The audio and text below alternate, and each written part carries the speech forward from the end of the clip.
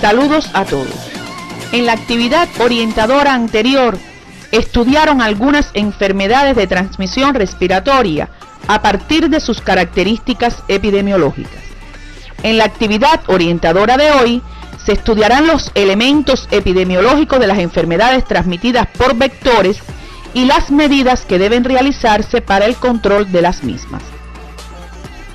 Al terminar el estudio de estos contenidos, ustedes serán capaces de identificar las características epidemiológicas de algunas de las enfermedades transmitidas por vectores a partir de los componentes de la cadena epidemiológica, período de incubación y transmisibilidad, así como ejecutar medidas para el control de las mismas.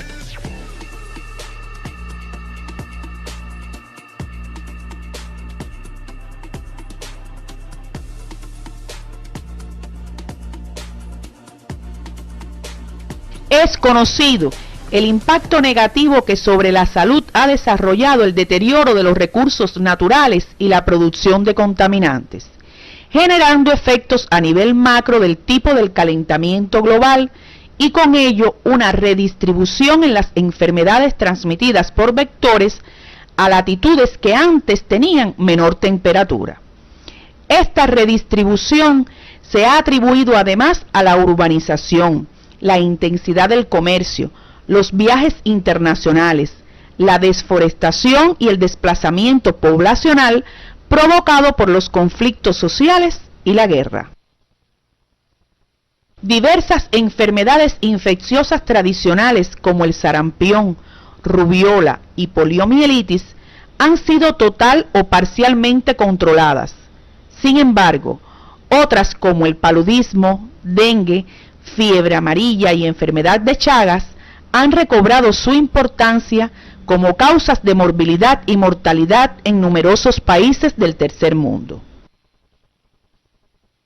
Según informe publicado por la Organización Mundial de la Salud en el año 2002, en las estimaciones globales de carga de enfermedad están presentes 26 factores de riesgo, de los cuales 6 corresponden a factores medioambientales y dentro de ellos las enfermedades transmitidas por vectores, como son paludismo, dengue, Chagas, filariasis, fiebre amarilla y leishmaniasis, algunas de las cuales serán estudiadas por ustedes en la actividad orientadora de hoy.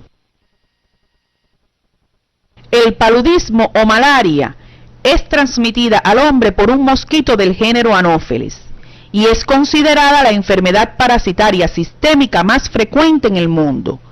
Luego de la picadura del mosquito, estos parásitos ingresan al hombre teniendo un primer ciclo en el tejido hepático y luego en la sangre, momento en que aparecen los síntomas característicos y el parásito puede ser encontrado en sangre. La enfermedad se caracteriza por producir ciclos de escalofrío, fiebre, sudación, mialgias, artralgias, malestar general, marcado decaimiento y trastornos digestivos como náuseas, vómitos y diarreas, acompañados de esplenomegalia y anemia secundaria. Todos los signos y síntomas varían en función de la especie de Plasmodium, la carga parasitaria y el estado inmune del paciente. Debemos considerar sospechosa de padecerlo a cualquier persona con síndrome febril en áreas endémicas o que hayan visitado recientemente países donde la enfermedad es endémica.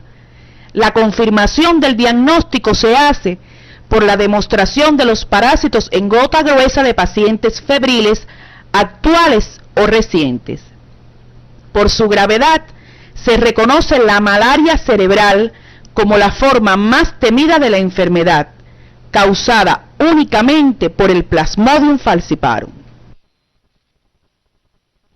La malaria es una enfermedad endémica en muchos lugares del mundo, especialmente en las zonas tropicales del Caribe, Amazonas, Sudeste Asiático y el África subsahariana.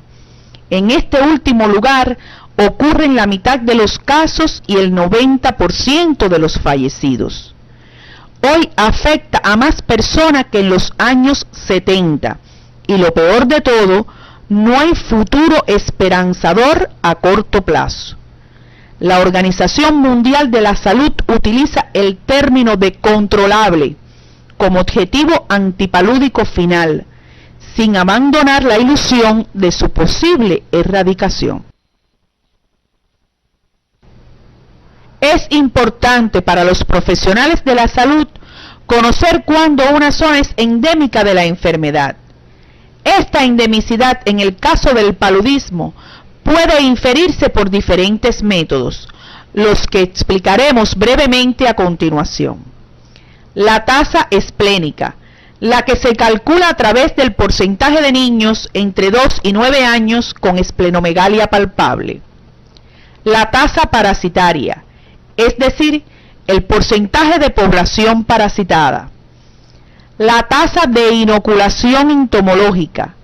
Esta es una medición más exacta y se calcula multiplicando la tasa esporozoítica del vector, es decir, el porciento de anofelinos hembras con esporozoitos en sus glándulas salivares, por la voracidad vectorial, que es el número de picaduras por unidad de tiempo, las que pueden llegar a ser de 50 a 100 por mes durante la época de lluvias en zonas rurales del África subsahariana, y por último, a través de sistemas satelitales de información geográfica que tratan de calcular la endemicidad palúdica basándose en la altura de las nubes, es decir, los cúmulos que traen agua y la densidad de vegetación de la zona.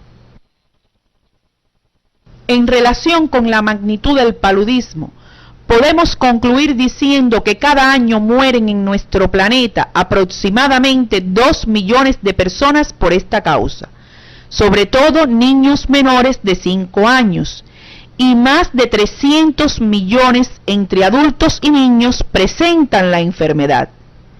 El número va en aumento, fundamentalmente por la resistencia farmacológica del parásito, a pesar de que en grandes zonas del planeta la enfermedad había sido prácticamente erradicada. En asignaturas precedentes se estudiaron los elementos que componen la cadena epidemiológica de una enfermedad infecciosa. En este momento pasaremos a describir el proceso que caracteriza la misma en el paludismo. Como agente etiológico o infeccioso, se reconocen los parásitos esporozoarios del género Plasmodium patógenos para el hombre, como son Plasmodium falciparum, Plasmodium vivax, Plasmodium malariae y el Plasmodium oval, considerado el menos frecuente y más benigno. En las zonas endémicas pueden verse infecciones mixtas. El reservorio es el hombre fundamentalmente, mientras que su piel constituye la puerta de salida. La vía de transmisión fundamental es a través de la picadura de la hembra infectante de mosquitos del género Anopheles. A través del esquema que están observando, pasaremos a explicar el ciclo evolutivo del Anopheles. La hembra ingiere sangre con gametocitos masculinos y femeninos que se unen y forman el oocineto en el estómago. Penetra la pared de este y en su cara externa forma un quiste que desarrolla miles de esporozoitos, proceso que ocurre entre 8 y 35 días y que les fue referido en la asignatura clínica 3 como la fase sexuada del Anopheles. Los esporozoitos emigran a los órganos bucales del mosquito y llegan a las glándulas salivales, maduran en ellas y son infectantes cuando el mosquito pica a otra persona cada vez que se alimenta de sangre. Ya en el huésped susceptible, los esporozoitos entran en los hepatocitos y se transforman en esquizontes exoeritrocitarios. Se rompen los hepatocitos pasando al torrente circulatorio miles de parásitos asexuales o merozoitos hísticos que invaden los hematíes para crecer y multiplicarse por ciclos. Muchos se convierten en formas asexuales de trofozoitos a esquizontes hemáticos maduros, que rompen el hematíe de 48 a 72 horas y liberan de 8 a 10 merozoitos eritrocitarios según la especie, los que invaden otros hematíes. Esta es la llamada fase asexuada del mosquito. Los síntomas clínicos se producen con cada ciclo por la ruptura de gran número de esquizontes eritrocitarios. El paludismo también puede transmitirse por inyecciones con agujas y jeringuillas contaminadas o por transfusiones sanguíneas de personas infectadas a sanas. Para finalizar, se reconoce como puerta de entrada de la infección la piel del huésped susceptible, y este último es el hombre sano. El período de incubación de la enfermedad varía según las especies de parásitos. Así tenemos que para el Plasmodium falciparum el tiempo promedio es de 12 días. Para el Plasmodium vivax y oval es de 8 a 14 días, mientras que para el Plasmodium malariae se reconocen entre 7 y 30 días. Este periodo puede prolongarse si se suspende la quimioprofilaxis. Por su parte, el periodo de transmisibilidad es hasta que el enfermo mantenga gametocitos infectantes en sangre. Los pacientes no tratados o con insuficiente tratamiento pueden ser fuente de infección para los mosquitos por 1 a 2 años para el Plasmodium vivax, no más de 1 año para el Plasmodium falciparum, entre 1 a 4 años para el Plasmodium oval y más de 3 años para el Plasmodium malariae. La transmisibilidad por transfusión depende de la permanencia de formas asexuales en la sangre circulante.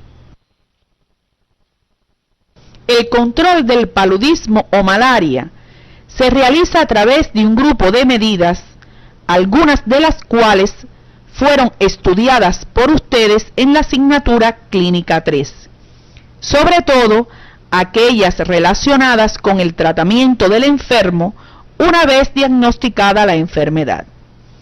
Pasaremos ahora a explicar las medidas para el control de foco, las cuales se realizan sobre el agente y el reservorio, sobre la vía de transmisión y sobre el huésped susceptible. Entre las medidas relacionadas con el agente y el reservorio se pueden mencionar: diagnóstico de certeza a través de gota gruesa realizada a pacientes febriles actuales y recientes, notificación inmediata de los casos, aislamiento para proteger al enfermo de la picadura del mosquito infectante y tener precauciones en el manejo de la sangre, realización de la historia epidemiológica, la que incluye procedencia, lugares donde ha pernoctado y posible exposición. Y por último, tratamiento específico. En este caso, la cloroquina y la primaquina son los medicamentos más empleados. En las personas resistentes a la cloroquina se emplean otros antipalúdicos que incluyen el Fansidar, el sulfato de quinina y otros. Sobre la vía de transmisión se hace necesario el control higiénico del ambiente, en especial el control de vectores mediante rociamiento intradomiciliario con insecticidas de acción residual. Los mosquiteros impregnados con insecticidas residuales como la permetrina mantienen la eficacia durante 6 a 8 meses. Representan una óptima medida de protección personal contra la malaria, estando especialmente recomendada en niños, mujeres embarazadas, residentes en zonas endémicas y en viajeros. Es conveniente, junto con el uso de mosquiteros, pulverizar la habitación con insecticidas de acción rápida o emplear difusores eléctricos cuya protección dura entre 8 y 10 horas con la habitación cerrada. Eliminación de criaderos de mosquitos cercanos a los asentamientos poblacionales. Relleno y desagüe de charcas y empleo de larvicidas. Encuestas entomológicas y desinfección de aviones, barcos y otros vehículos a su llegada de zonas endémicas. Además de cumplir con el programa de control sanitario internacional a través de la vigilancia epidemiológica de personas que vienen de zonas endémicas. Por último, las medidas sobre el huésped susceptible consisten en promoción de salud y prevención dirigida al empleo de quimioprofilaxis y uso de repelentes para la protección contra las picaduras de insectos. En áreas endémicas, siendo la dietiltoluamina en concentración del 30 al 35%, el repelente más eficaz y con efecto entre 3 y 4 horas. Vestir camisas de manga larga y pantalones largos, sobre todo al amanecer y anochecer. El tratamiento de la ropa con repelentes como dietiltoluamina al 12% puede ser de utilidad, pero la combinación de repelentes cutáneos formulados a base de esta y la aplicación de insecticidas residuales con permetrina a la ropa en soluciones al 13,3% es la mejor medida contra las picaduras de artrópodos. En casos en que la ropa no pueda ser impregnada, se puede rociar con un aerosol de permetrina al 0,5% durante 30 a 45 segundos y dejarla secar entre 2 a 4 horas. Para la quimioprofilaxis, a los viajeros que permanezcan en áreas endémicas o viajen a estas de manera temporal, la selección del antipalúdico se realiza teniendo en cuenta la resistencia que hayan mostrado las especies de Plasmodium a la cloroquina. Así tenemos, en lugares donde no se haya detectado resistencia, se emplea fosfato de cloroquina, 300 miligramos de cloroquina base una vez por semana. En lugares con resistencia a la cloroquina, se puede emplear mefloquina, 5 miligramos por kilo de peso por semana, doxiciclina, 100 miligramos diarios, Fansidar, una tableta semanal, y por último la vigilancia epidemiológica de la población en general, en particular de los viajeros que regresan de países donde exista el paludismo. Para el control de esta enfermedad, se describen un grupo de acciones a ejecutar por el equipo de salud que labora en la atención primaria, las que recomendamos revisar en su libro de texto Fundamentos de Salud Pública 2, capítulo 17, que aparece en el CIDIC de la asignatura. Otra de las enfermedades transmitidas por vectores es el dengue, considerada como una enfermedad vírica, febril aguda, que se caracteriza por un comienzo repentino, dolor retroauricular, mialgias, artralgias y erupción. Tiene una semana de duración, seguida de depresión y debilidad. Es causada por un arbovirus y transmitida por un mosquito del género Aedes. Clínicamente se distinguen 3 formas de dengue: el primario o clásico, casi siempre benigno; el dengue hemorrágico o fiebre hemorrágica del dengue, caracterizado fundamentalmente por fenómenos hemorrágicos con una evolución generalmente grave; y el síndrome de shock dengue, el que aparece en algunos enfermos en quienes después de unos cuantos días de fiebre se presentan síntomas y signos de shock. Es también muy grave. Les recomendamos revisar los contenidos relacionados con esta clasificación en la asignatura Clínica 3. El diagnóstico del dengue es clínico y epidemiológico. Este último se realiza por confirmación diagnóstica de laboratorio a través del aislamiento del virus del dengue en muestras de suero y o tejidos. Incremento en el título de anticuerpos específicos IgG o IgM en parejas de sueros frente a uno o más antígenos del virus y por la detección de antígeno vírico específico en tejidos, por inmunofluorescencia o hidratación de sonda. El dengue en cualquiera de sus formas clínicas y complicaciones es la enfermedad de mayor interés sanitario en este momento. Está presente en 100 países y puede afectar la salud de más de 2.500 millones de personas que viven en zonas urbanas, periurbanas y rurales del trópico y subtrópico. La incidencia anual se estima en decenas de millones de personas, con 500.000 hospitalizaciones por dengue hemorrágico o dengue con síndrome de shock. El 90% en niños menores de 15 años. La tasa promedio de mortalidad es del 5%, con 24.000 muertes por año. Es endémica en muchos países tropicales de Asia, África, islas del Pacífico y las Américas. En esta última, desde 1977, se ha observado la introducción o la circulación sucesiva de los 4 serotipos de virus en el Caribe, América Central y Suramérica. Desde finales de los años 90, 2 virus o más del dengue son endémicos o epidémicos en esta región.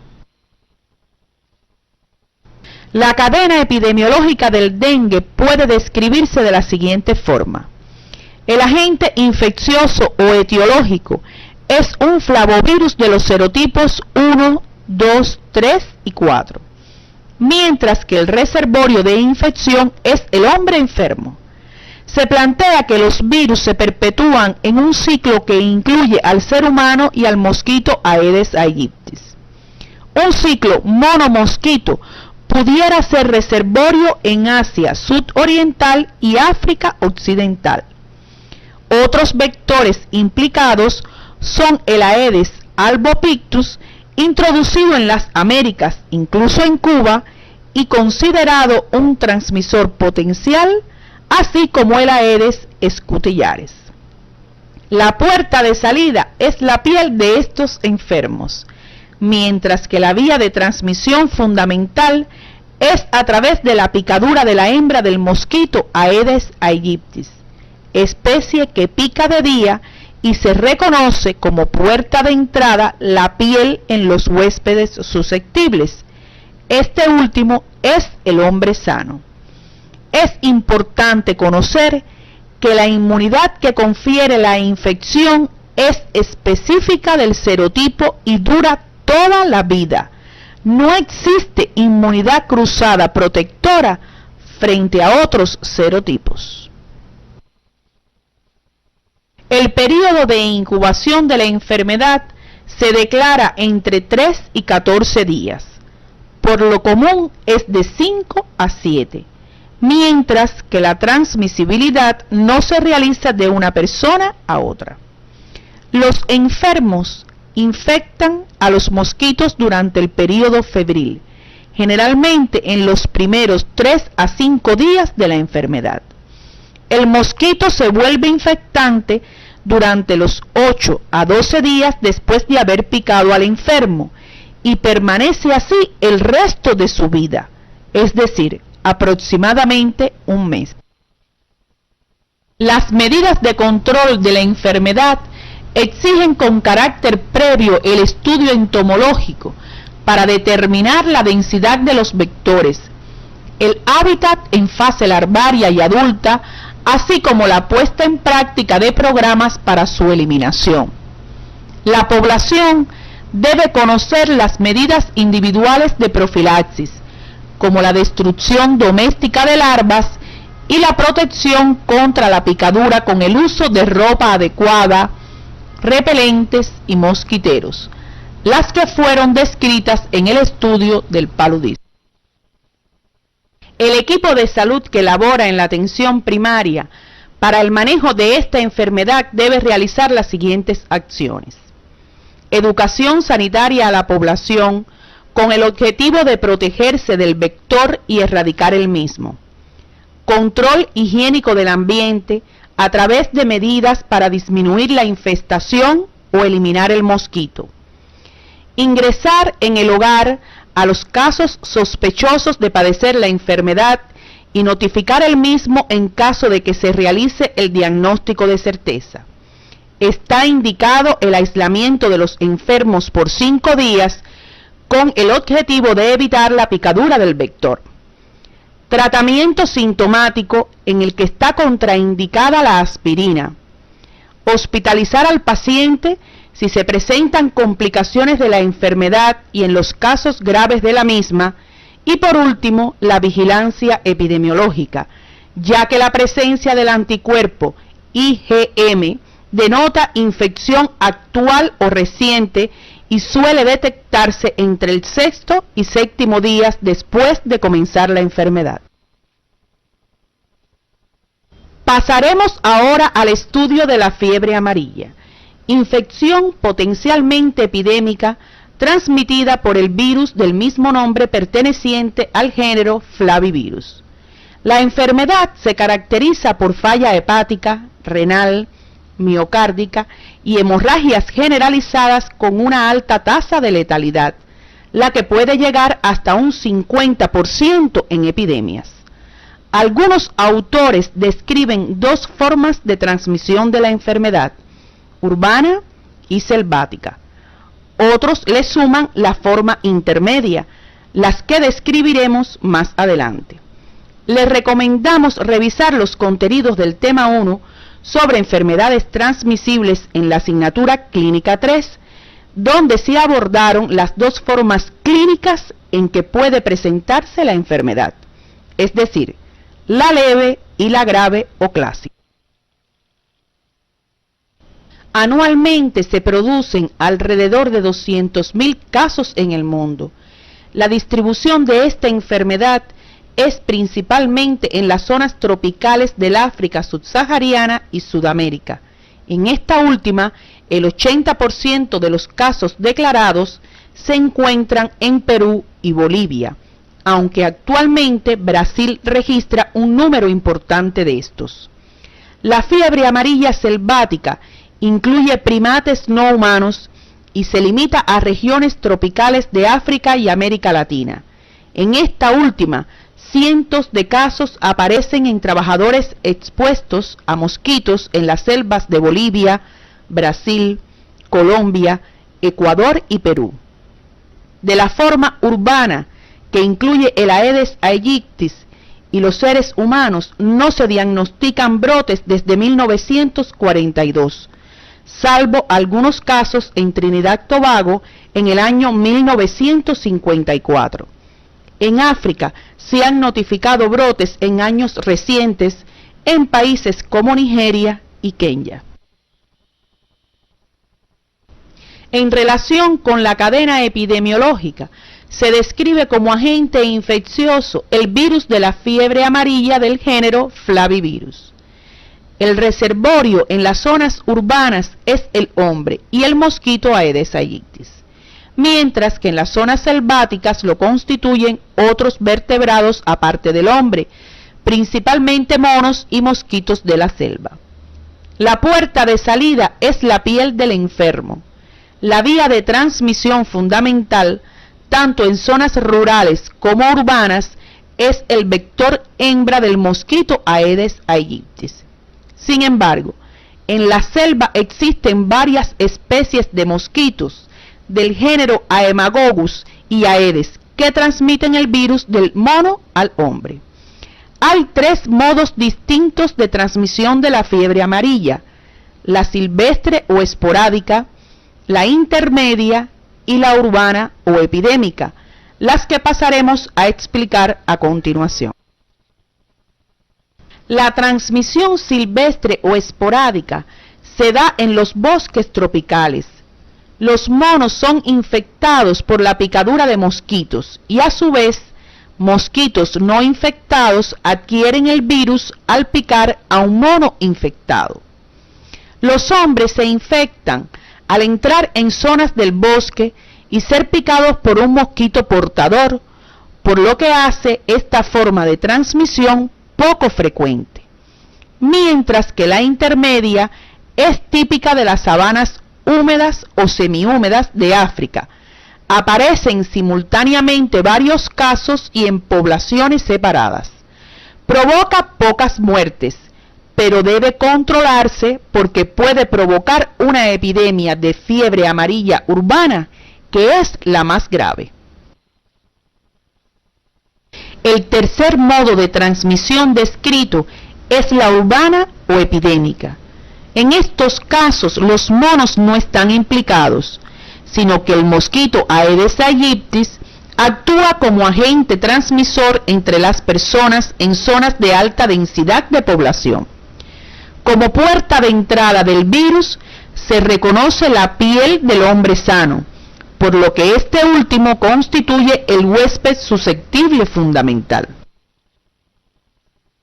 La enfermedad tiene un período de incubación de 3 a 6 días. La sangre de los enfermos es infectante para los mosquitos muy poco antes de comenzar la fiebre y durante los primeros 3 a 5 días de la enfermedad.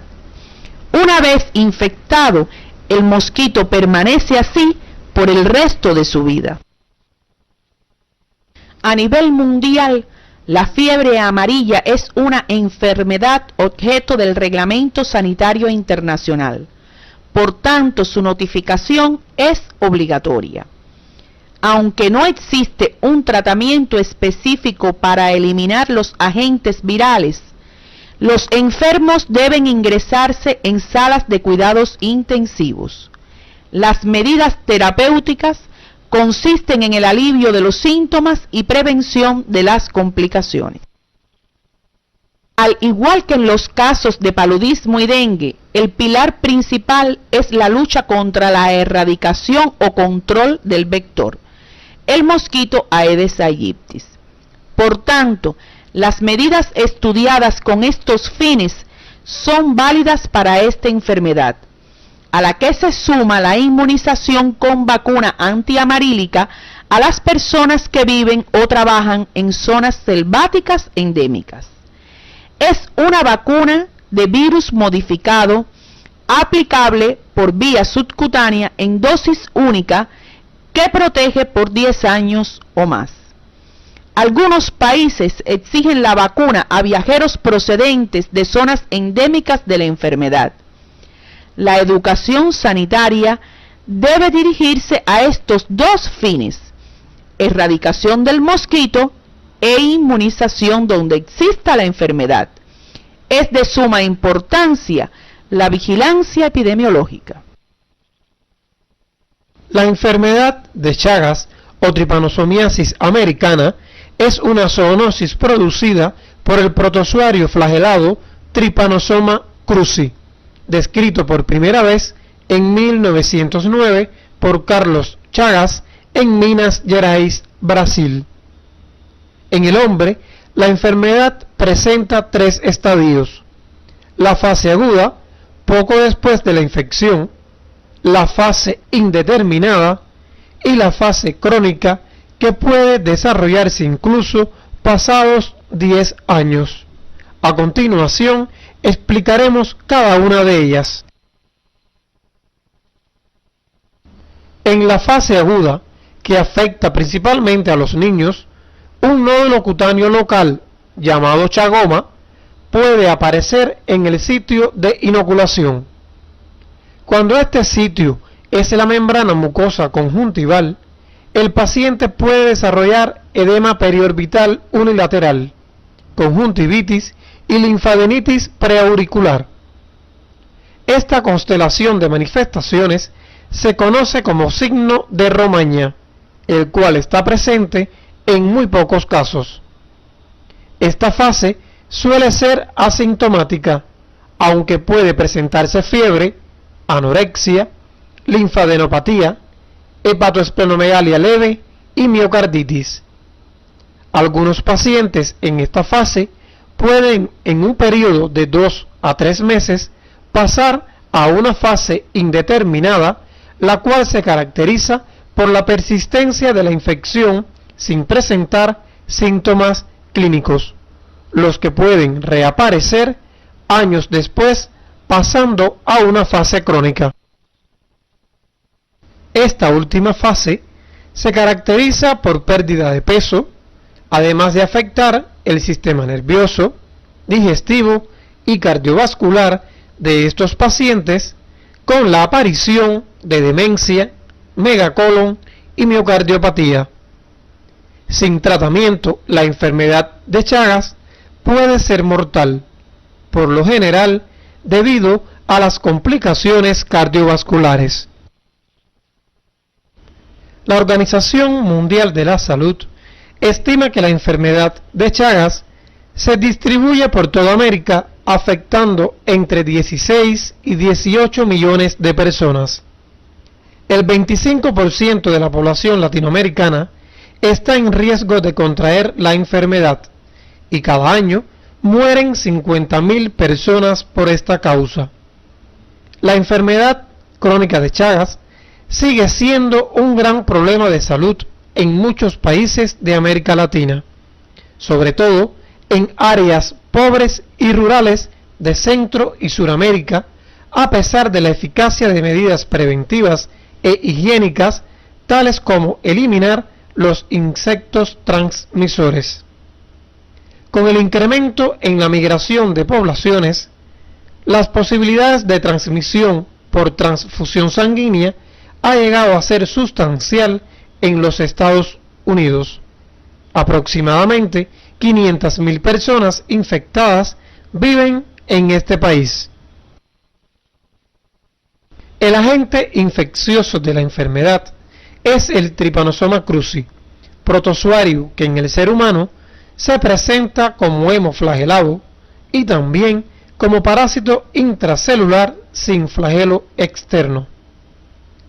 Más de 150 especies de animales domésticos y salvajes, entre ellos perros, gatos y ratones, constituyen junto con el ser humano el reservorio de la enfermedad, mientras que la puerta de salida es la piel de la persona enferma picada por el insecto. Como vía de transmisión fundamental, se declaran vectores infectados que son especies hematófagas de insectos de la familia Reduvidae, las que excretan los tripanosomas con sus heces. Los triatóminos redúvidos, conocidos como chinche en El Salvador, vinchuca en Ecuador, Bolivia, Chile y Argentina, chipo en Venezuela, pito en Colombia, el bananón o chirimacha en Perú y bichiño putiño en Brasil, son insectos hematófagos, es decir, chupadores de sangre que viven en las rendijas, agujeros y espacios abandonados de viviendas o bodegas en las regiones de América del Sur y América Central. Estos se infectan después de picar a un animal o persona que ya padece la enfermedad. En general, la infección se propaga a los seres humanos cuando un insecto infectado deposita heces en la piel mientras que la persona está durmiendo en la noche. A menudo, el rascado de las picaduras introduce accidentalmente las heces en la herida, un corte abierto, los ojos o la boca. Los animales pueden infectarse de la misma forma, y también contraen la enfermedad comiendo un insecto infectado. Otras vías de transmisión son a través de transfusiones de sangre, vía transplacentaria, accidentales en laboratorio o por trasplantes de órganos de donantes infectados. La puerta de entrada son las mucosas sanas, sobre todo la conjuntiva y la piel lesionada de estas personas. El huésped susceptible de esta enfermedad son las personas sanas de cualquier edad. Mientras más jóvenes la presentan, su gravedad es mayor. Por último, es importante conocer que en muchas personas infectadas la detección se hace difícil porque pueden no presentar síntomas de la enfermedad hasta 10 o 15 años después de haberse infectado. La tripanosomiasis o enfermedad de Chagas tiene un periodo de incubación entre 5 y 14 días después de la picadura del vector y de 30 a 40 días si fue por transfusión sanguínea, mientras que la transmisibilidad es entre 10 y 30 días después de picar al enfermo y persiste en el intestino del insecto por toda su vida, es decir, aproximadamente 2 años. Hay microorganismos en sangre durante toda la fase aguda y pueden persistir en número muy bajo durante la vida de las personas sintomáticas y asintomáticas. Las medidas para el control de esta enfermedad son las siguientes: educación sanitaria respecto a la transmisión y prevención de la enfermedad, notificación del caso después del diagnóstico de certeza e indicación de tratamiento médico con nifurtimox en los casos agudos, control de vectores en zonas endémicas e investigar contactos familiares. Se plantea que no es práctico el aislamiento del enfermo. Es importante, como en todas las enfermedades transmitidas por vectores, la vigilancia epidemiológica. La última enfermedad que estudiaremos en la actividad orientadora de hoy es la filariasis, las que se definen como un grupo de enfermedades diferentes que tienen como común denominador el ser producidas por gusanos redondos de la familia Filaroidea y transmitidas de persona a persona por la picadura de insectos. Básicamente hay 3 tipos de filariasis: la linfática, la oncocercosis y la loasis. La linfática, que obstruye de manera permanente el flujo de la linfa en las cadenas de ganglios linfáticos, causando inflamación y dolor en el escroto, en la región inguinal o las piernas, provocando elefantiasis. La oncocercosis, que afecta a la piel formando nódulos donde sobrevive el gusano muchos años. Con relativa frecuencia alcanza los ojos hasta producir ceguera. Y por último, la loasis, que origina inflamaciones de la piel que aparecen y desaparecen. Esporádicamente cruzan la córnea, provocando irritación y sobre todo alarma, pero sin mayor trascendencia. En este tipo, las larvas aparecen en la sangre. El diagnóstico de certeza se hace por el hallazgo en sangre periférica o en muestras de biopsias de piel de las microfilarias. Hay otras especies de filarias que también parasitan al ser humano, pero por su dudosa patogenicidad no son objeto de estudio de esta asignatura. La filariasis es endémica en regiones tropicales de Asia, África, América Central y del Sur, con más de 120 millones de personas afectadas, el 60% de las cuales reside en el sureste de Asia. En estas áreas endémicas del mundo, por ejemplo, en Indonesia, hasta un 54% de la población puede que tenga microfilarias en su sangre. El hombre es el reservorio o fuente de infección primaria para todas las filariasis humanas, por lo que es una antroponosis. Los agentes infecciosos de esta enfermedad son nemátodos de la familia Filaroidea. Se describen 7 especies patógenas para el hombre, con 2 de patogenicidad dudosa, el Dipetalonoma perstans y Manzonella osardi. La Onchocerca volvulus afecta a más de 40 millones de personas en África tropical, al sur del Sahara, y existen focos importantes en Yemen y América Latina. La Manzonella osardi se observa en América del Sur y Central e islas del Caribe. El tipo Bancrofti es la más extendida de las filarias, apareciendo por toda la costa atlántica de América Central y del suroeste, centro y este de África, centro-sur, sureste y este de Asia e islas del Pacífico. Por su parte, Brugia malayi aparece en islas del sureste asiático. Dracunculus medinensis es típico de la India, Mediterráneo y África. En este último aparecen también el Dipetalonoma perstans y el Loa loa. Otro de los eslabones de la cadena epidemiológica es el reservorio, que en esta enfermedad es el hombre, constituyendo la puerta de salida, su piel y mucosas. En cuanto a la transmisión, se conoce que las larvas de las diferentes filarias se encuentran en la sangre, son ingeridas por insectos hematófagos y después de sufrir parte del ciclo en ellos, son transmitidas a personas sanas durante la nueva ingesta. Después de varios meses, las larvas son depositadas pasando a la circulación sanguínea, donde quedan dispuestas nuevamente para la transmisión.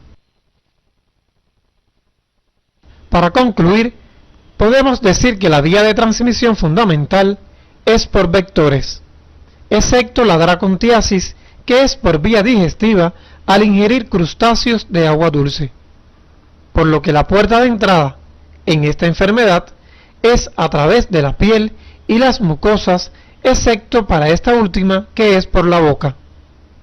El hombre sano y los insectos constituyen fundamentalmente los huéspedes susceptibles. El periodo de incubación para casi todas las especies de la enfermedad es por lo general 1 año, mientras la transmisibilidad no se realiza de persona a persona, sino que el hombre es infectante para los insectos por varios años. La educación sanitaria sobre el modo de transmisión y métodos de control de vectores sigue siendo un instrumento imprescindible para prevenir el problema.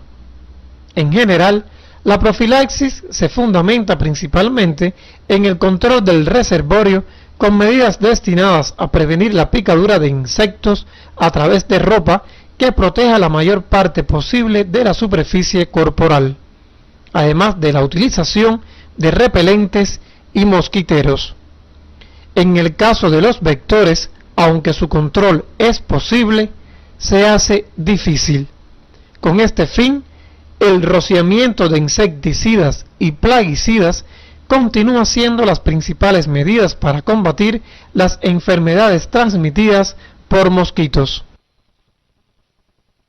Una vez realizado el diagnóstico de certeza, el caso debe ser notificado y comenzar el tratamiento con antihelmínticos como el albendazol, que para conseguir la curación debe ser administrado simultáneamente con ivermectina o con dietilcarbamazina para eliminar las microfilarias o larvas en las patologías en que éstas se presentan.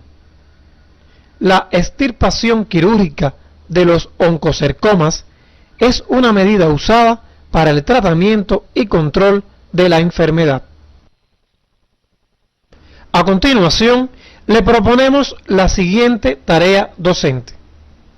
Conociendo el cuadro higiénico epidemiológico de la comunidad donde labora y a partir de lo estudiado en la actividad orientadora de hoy, inciso A, confeccione un informe no mayor de 2 cuartillas donde exponga los principales riesgos que presenta dicha comunidad para adquirir alguna de las enfermedades transmitidas por vectores. Inciso B, proponga medidas para prevenir o controlar las mismas.